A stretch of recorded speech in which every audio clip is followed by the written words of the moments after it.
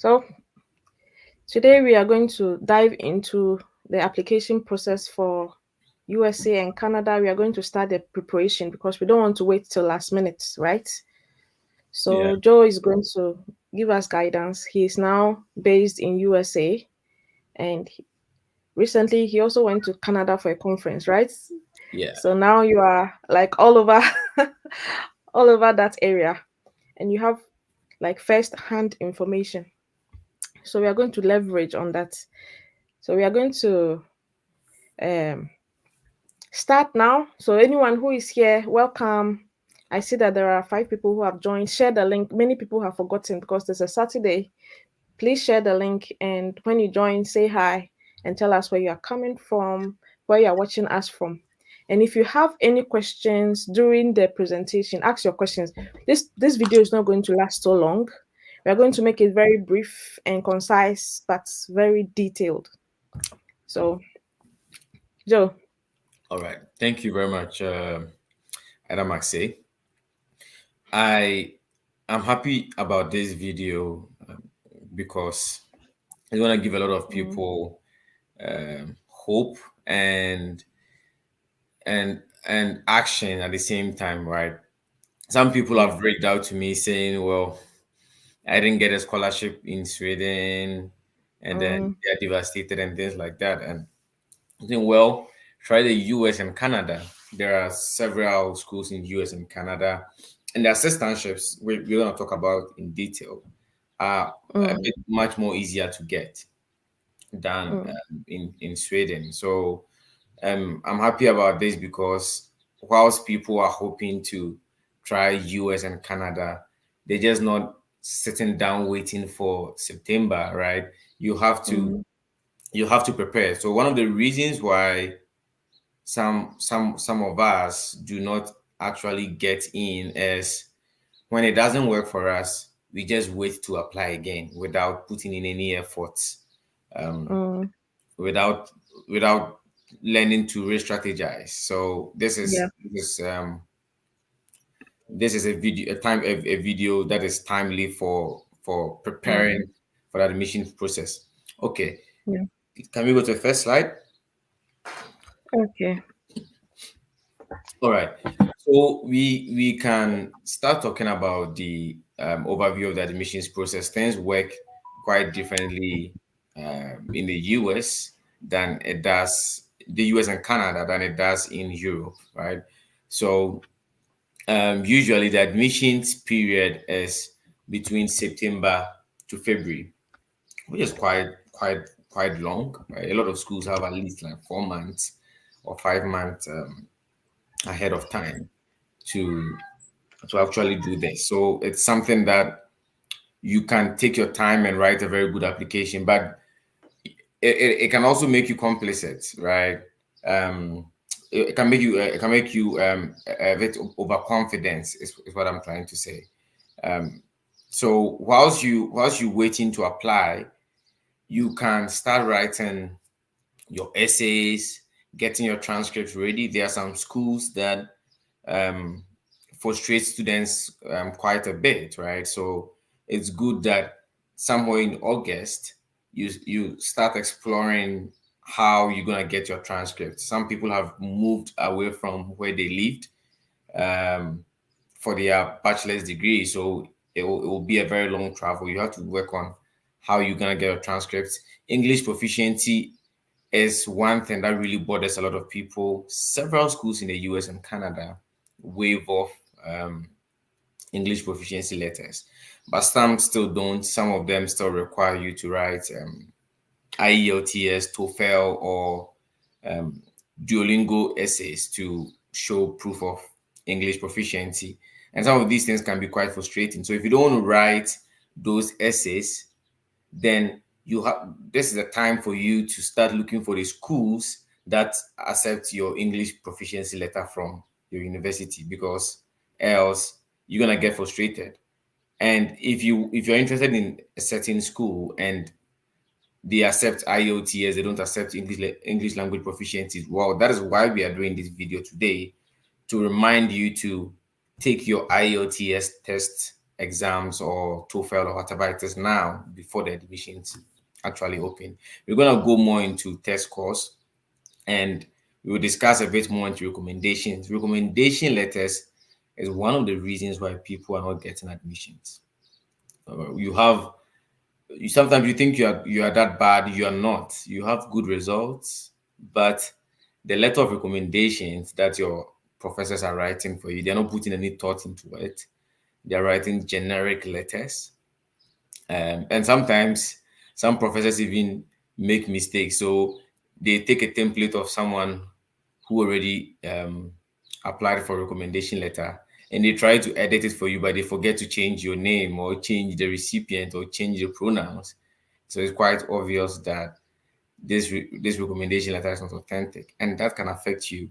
So you have to look for professors who have time to write a very good application recommendation letter to support your application. It's very, very important. So I think we'll go a bit into detail moving forward. Yeah. Okay. Let's go to the next slide.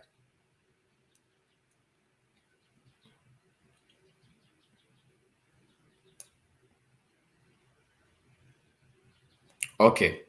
So the types of universities that you apply to really, really, really matter. A lot of people, a lot of people just search for schools without any sort of metric, right? First of all, I advise that people actually look at their test results. If you are second class upper or second class lower, well, you can look at the university rankings of the schools that you want to apply to. And I would say, well, don't apply to the best schools in the best school in the US and Canada if your results is not the best, right? So if you're really, really, really desperate to travel, you can self-assess and say, I have a first class. I think I can make it to the top universities in the US and Canada. Or if you think you have a second class upper and you have a good GPA, you can aim for that. But you can also look at schools that are not the top, but a sort of medium range, right? And it really matters a lot that you assess yourself before someone else assesses you and say, well, you don't qualify for admissions here. And there are several universities in the US that are other land grant universities, right? Some universities are private universities, some universities are R1 university. So an R1 university in the US is a university that prioritizes research. They get a lot of grants for research. And an R2 university is a university that doesn't prioritize research so much. There's sort of a balance between research and teaching, right? So if you really want an assistantship, a very good assistantship, it is it is more strategic to apply to an R1 university, because with an R1 university, the chances of being a research assistant is high, as well as being a teaching assistant, because the university gets a lot of grants for research. You you you might come across a professor who has a research grant and wants a research assistant, or if you don't get a research assistant, you can get a teaching assistantship position. But if you apply to an R2 university, you only have your higher most of your chances to get in depends on a teaching assistantship, because research is not the main focus in that university. So you have to check if your university is an R1 university or an R2 university, right? It's very, very important. And then aside that, there are those colleges and other universities that do more of like liberal arts. They are called liberal arts colleges, right? They do more of teaching, but very less of research. So if you have this information, you really know what to expect in terms of funding, right? Those liberal arts universities don't have a lot of graduate assistantships, because um, the teachers usually do most of the things themselves. They don't, the number of students are not so much. So you want to look at liberal arts colleges if you think, well, if I get half scholarship, I can pay the rest myself. And those liberal arts colleges sometimes it's quite easier to get in. So you might still want it either way. So R1, R2, liberal arts universities, look at um, do your search with these criteria so that you actually know the capacity of the school to give you a teaching assistantship or not, or a research assistantship or not. One thing that we one thing that we usually downplay is virtual tours and info sessions. So what I would advise you to do is by August, if depending on how much money you have, right? If you're desperate to travel, you should have maybe you should apply to at least 3 or 4 schools. If you have money, if you don't have money, do two. I don't advise anyone to do one. Do two, three, four. If you select the number of schools and the schools that you want to apply to, try and register for their virtual tours and info sessions. A lot of schools give information about the application process, about the documents you need, finding opportunity. We usually downplay this and don't attend the info sessions of the schools. So we apply blindly, right? We just write generic statement of purpose and all those kind of things whilst we do not really know what the school actually expects, right? So these virtual tours and info sessions are very important, but you can't attend everyone. That's why you need to shortlist the schools that you want to apply to in September and start attending their info sessions and virtual tours. It will just cost you a few data bundle or whatever it is, but you're gonna get a lot of information about whether the school has an opportunity for you, basically. Yeah. So the next slide.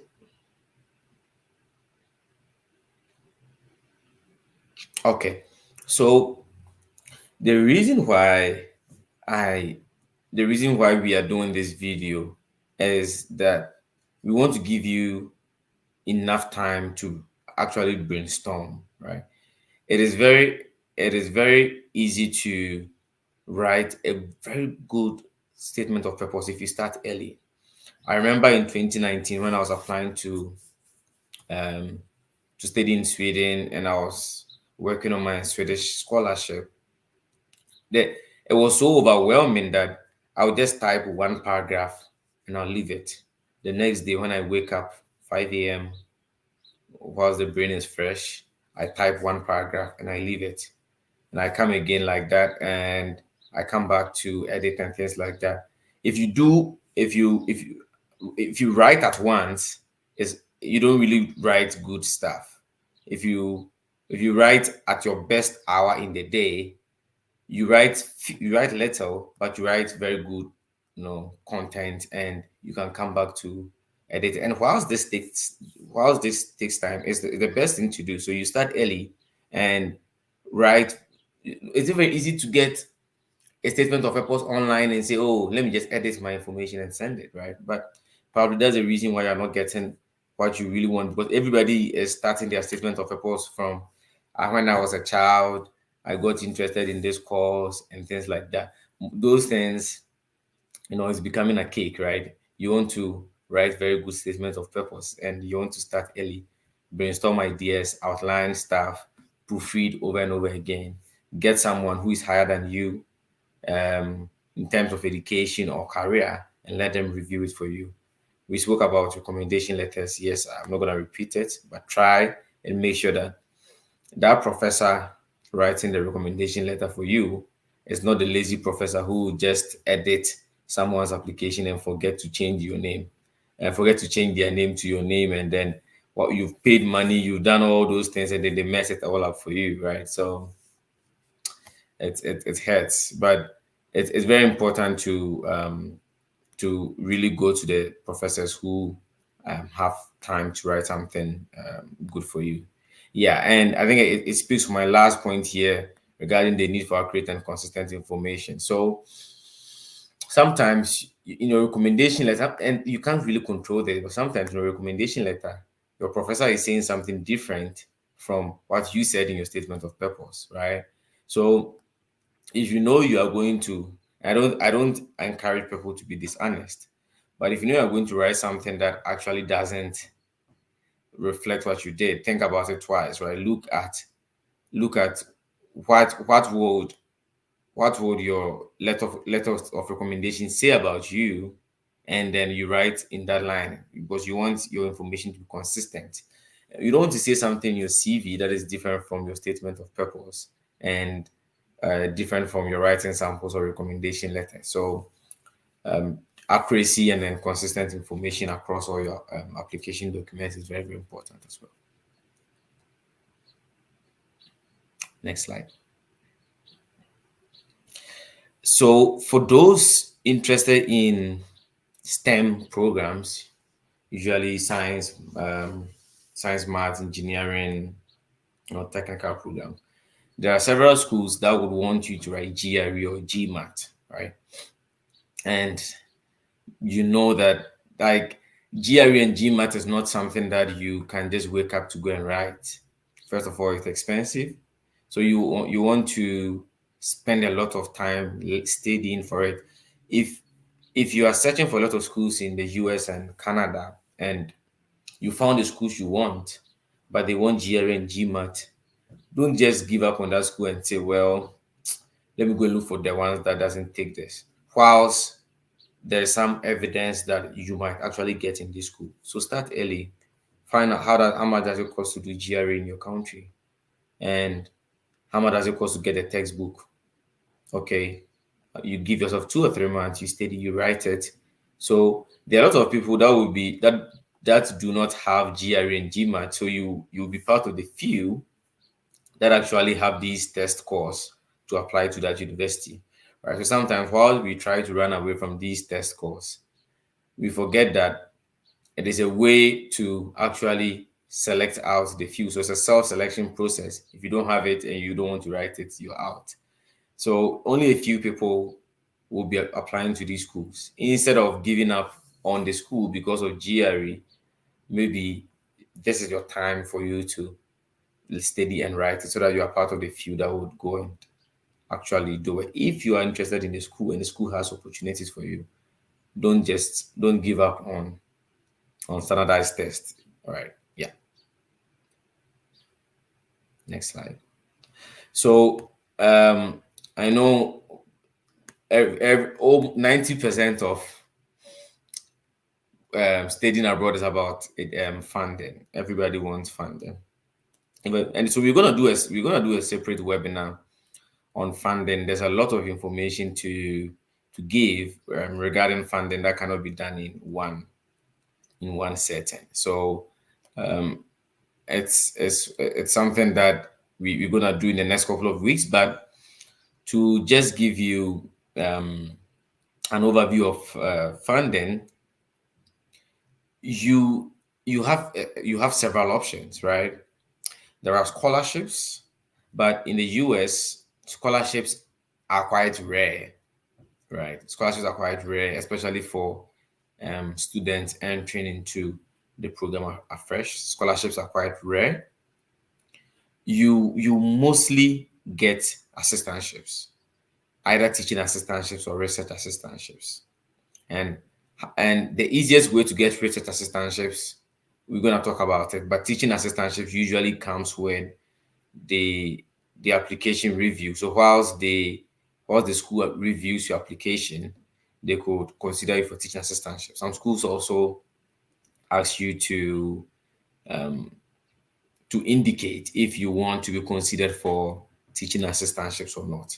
But aside these, there are some grants that students can use to study in the US, just that the grants usually do not cover everything, right? So you also have a lot to pay by yourself. The grants do not cover everything. And work and study is one thing that we're going to be talking about when we talk about the financing your education webinar. Work and study is not that easy as we usually portray it. For me, I'm working and studying, but I'm working as a teaching assistant. So I'm working in the same university, in the same department, right? So I can teach and just move straight to another class where I'm a student, and I don't have to take a bus or something to campus. I don't really feel tired because even if I'm preparing to teach, the kind of things I'm teaching also um, helps me build on my knowledge because I'm teaching a course in political science. I'm also studying political science, right? But working off campus is hard, right? And then we're going to be doing a separate webinar on financial education where we sort of not necessarily discourage people who don't get teaching assistantship from coming, but sort of tell you about the reality about working off campus. It's not that easy, but the easiest way to get in is through teaching assistantships or research assistantships. And if that fails, there's a company called Empower Financial Loans that gives loans to students studying in the US and Canada, but they don't give it to. They have accredited universities that they give loans to students for, right? So you could also, if you're interested in sort of loans as well, or if you think by hook or crook you want to study in the US, whether you have an assistantship or not, and you need Empower loan, then you should apply to schools that accept Empower loans, right? Or schools that Empower would be willing to fund you. So you realize that there are several criteria that you should be looking at. And that is why you should start now because a lot of things. You have a lot of schools, and then whilst considering all the things that we are talking about, you select out the ones that don't work for you and things like that. So yeah, again, there's a possibility for work and study, but it is easier to work on campus than to work outside campus, and especially in the US where sometimes places are far away from each other. The bus system doesn't really work well for a lot of places in the US. You need your own car and things like that. Work and study outside campus might be difficult for you, and we're going to talk about it more in detail. Yeah.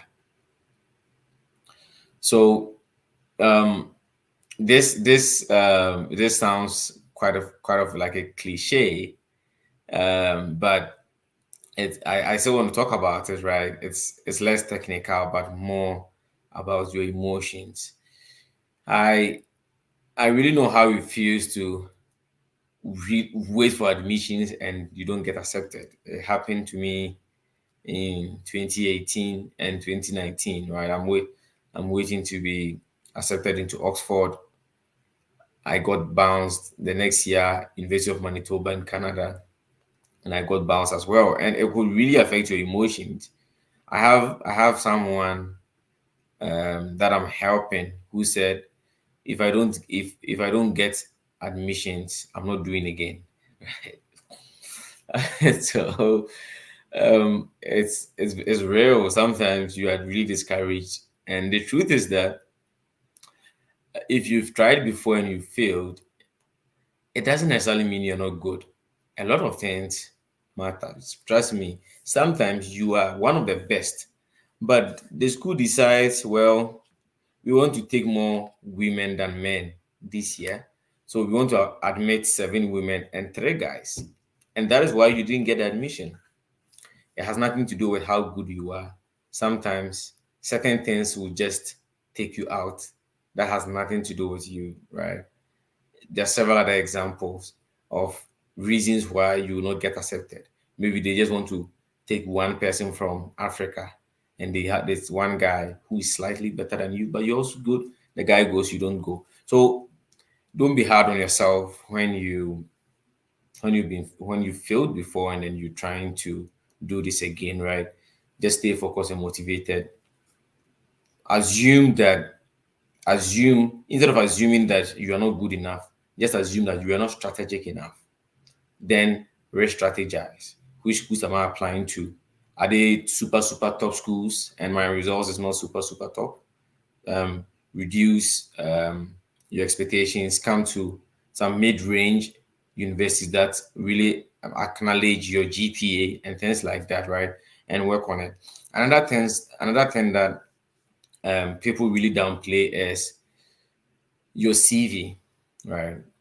So when you want to get into a master's program, they don't really demand a lot from you, but volunteerism there's one really, really important thing that you should actually look at, right? Volunteerism. So they really like it when people volunteer, when you are part of this NGO doing something for the community and things like that. So whilst you are waiting to apply again, get involved in some NGO or do some internships. If you can do both, right? That really makes them feel like you are someone that eagerly wants to contribute to the society. So if in your statement of purpose you write, as a child, I was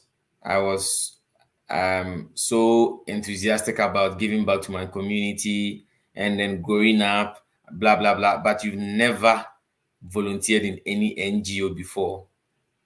You just, the evidence is against your own CV, is against your statement of purpose. Your statement of purpose said you want to give back to community and all those kind of things, but you have a bachelor's degree and you've not done anything for your community or society, right?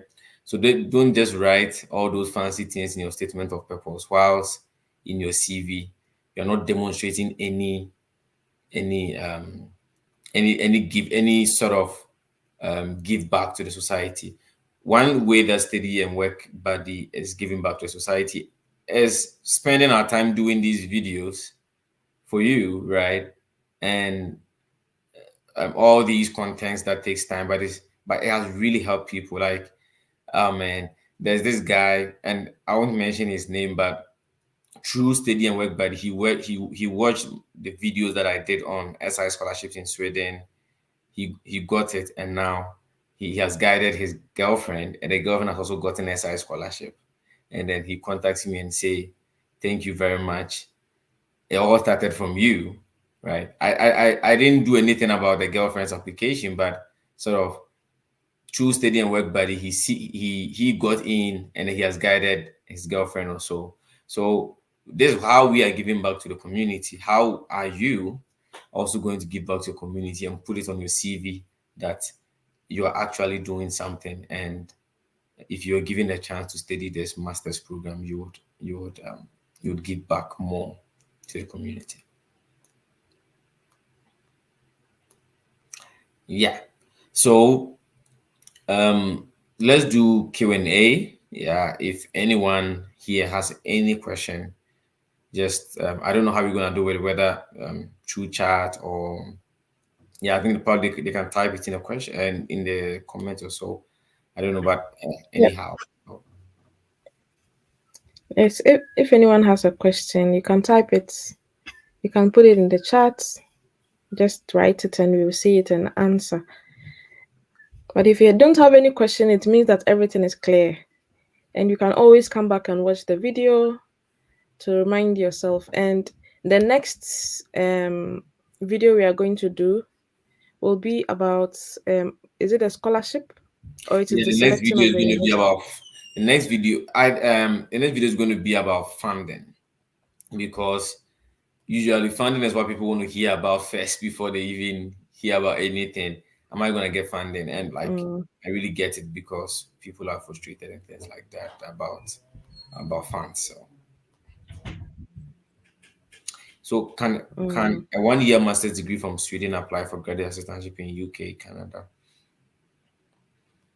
Yeah, I mean, what are you applying? Are you applying to a PhD, or you're applying for a second master's? That would be like, I want to, yeah, if Dr. Kennedy mm. clarify that. Clarify, yeah. Yeah, because if you're applying for a PhD, yes, a 1 year master's from Sweden can get you in. There are a lot of schools in the US that accept people right from bachelor's to PhD, right? So Mm, sometimes sometimes your master's degree is even an addition to your bachelor's mm, degree, because the university doesn't um, the university doesn't constrain people about having I mean, the university doesn't need a master's degree to accept you, right? A mm, lot of schools accept bachelor's straight to PhD, and then whilst you are doing your PhD, the first 2 years, you'll be awarded a master's degree and then you continue. That's how it Mm, usually works. So your master's degree is even a good addition to it. And if you are applying for a second master's degree, of course, it's good. You just have to apply for a different program and sort of connect it in such a way that it builds on your already acquired mm, master's degree. So yes, it's a big yes. It's accepted. mm. Okay. All right. So yeah, we are done. We have been able to give the information. This is the first one. There are four more coming. And by the time we are done, you'll be fully ready to start your application. And even the information you have today gives you an idea to start looking into the schools and the assistantships. So that I think you should start now so you have more. If you have questions, you can note it down for the other videos that we have. They are all going to be webinars like this. And I also like to mention that Joseph has a consultancy that we are collaborating with. Um, okay, Joe Amuni has a question, but let me just end this. He has a consultancy that helps people to apply, that guides in different ways in the application process, checking your applicational materials, even helping you on how to get your proof of funds, your bank statements, and so on. So if you are stuck anywhere, you can reach out to the consultancy, study peak consults. You can find them on Instagram and send them a message for them to give you guidance. If you are stuck somewhere, it's good to have somebody, it's good to have someone who is there, who has done it to guide you. So let's see the question from Joe. Okay, so someone is saying, yeah, for my bachelor's, I studied mechanical engineering. I intend to start grad school application this year, but I don't have a research interest yet. Okay, so yeah, that's a good question. What I would advise you is that after you shortlist the school, so you don't have a research interest yet, but you should have sort of areas that interest you, right? So go to go to the schools that you are interested in, look for the professors that are doing research in mechanical engineering, and find out what they are interested in. And based on that, find an interest. Because you don't want to find an interest that is so different from the interest of the professors in the schools that you want to apply to, and none of them is willing to supervise you, right? There are some schools during the admissions process, if no professor is willing to supervise you, or if no professor has a similar interest as yours, you don't get in, right? So it's good that you don't have a research interest now, but you should find one before you apply, and find one that sort of aligns the with some of the research interests of the professors that you want to work with, right? So it's difficult to have one that aligns with everything, but don't have a research interest that is so divergent from what professors in the US are usually researching on. Sometimes you can even assume a research interest not because that is your main interest, but because there's this university or there's this professor that has a grant that he might put you on the grant as a research assistant. So you say, okay, why not? Let me claim this as my research interest. Not and it should be something that you are interested in. You shouldn't choose a research interest because of funding. But if you are interested in it, but it's not really what you thought about, but there are some professors that are doing cool research around that area, you can adapt that as your research interest so that during the admissions process, they will see that, oh, there are about three professors doing something similar as yours. So we can admit you, right? So find one before you submit the application. Find one through doing a deep search about what professors in the US are researching about, so that your interest would align with the current research going on in the mechanical engineering field. I hope the question is answered.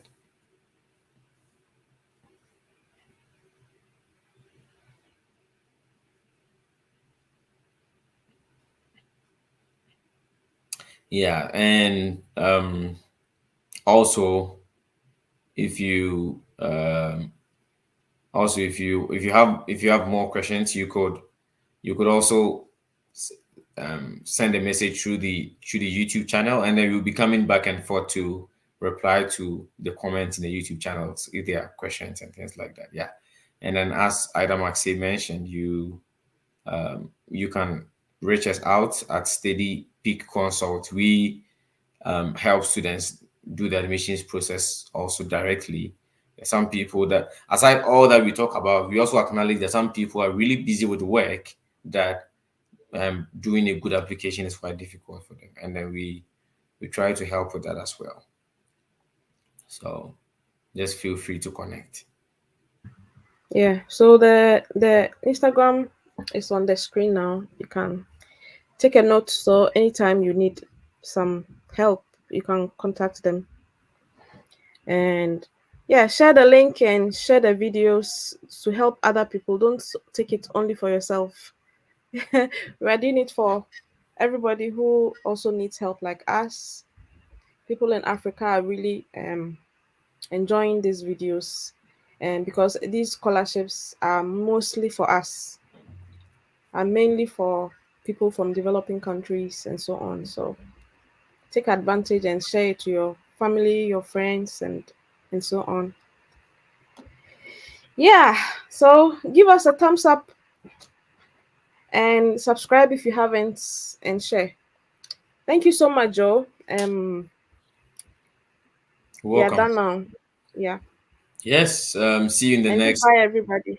Yeah. See you in the next video where we talk about funding. Yes. See you. Yeah.